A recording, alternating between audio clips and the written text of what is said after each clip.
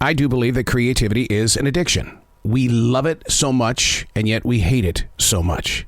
We have to have it, and yet we keep setting it aside. We won't listen to it, but we demand from it. Unplugged because we will always say yes to creativity. Totally Uncut because we all make mistakes. So turn it into a tool. This is Arroe Unplugged. I write in a forest. I go in there to listen. What started at the Billy Graham Library in Charlotte, North Carolina has evolved into a lifelong journey. Something is always moving through each and every one of us. But are you listening to your calling? These aren't my words. These are the lyrics from Billy's Forest. Chapter number 314, May 21st, 2022. Another mid-90s spring day in Carolina. I mentioned spring because the average high in North Carolina this time of year is 76 to 82 degrees. While walking with Jazzy through this beautiful forest this morning, I took note of the tree limbs drooping. Now, research shows that this is a sign of tree stress. Over the next few days, I'll study the leaves. Will they turn yellow or will they turn red? As a human being, you want to provide as much protection as possible. But how do you free the trees from so much heat? The trees provide a beautiful canopy for each and every one of us, but we're unable to give back to the long limbs covered with springtime leaves. The good news is, in the days that lay ahead, the temps are expected to fall, but is it enough to bring relief to these stressed out trees in this forest? To gain access to true tree love, the arborists, they say to put tree bark or mulch at the base of the tree. They need the nutrients. Living with trees is a relationship. There has to be a conversation in a language that so many people just basically tune out of. But today, I happen to witness the drooping limbs. I would say the trees are talking. There's so much going on around us at all times. You know it, I know it.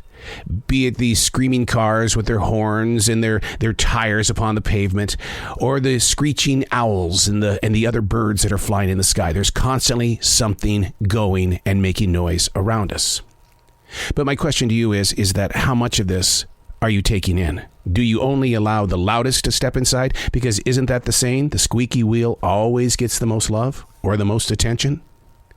With everything moving around us at all times, do you get to be the choosy one to decide what will become a part of your present path?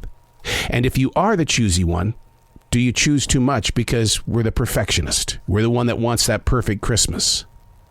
What is moving around you that you need to be listening to, but you say, not today, I'm going to come back a different day? Then it knocks again and again and again. And you keep saying, not today, I'll listen another day. So you take a walk through a forest and you see the drooping trees.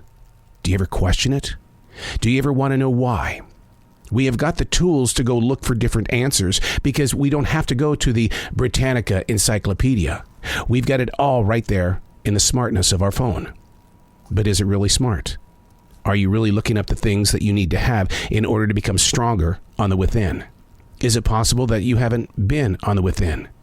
You see everything on the outside, the clothing, the television sets, the RVs, the things that you do that make you look pretty on social media. But what about the within?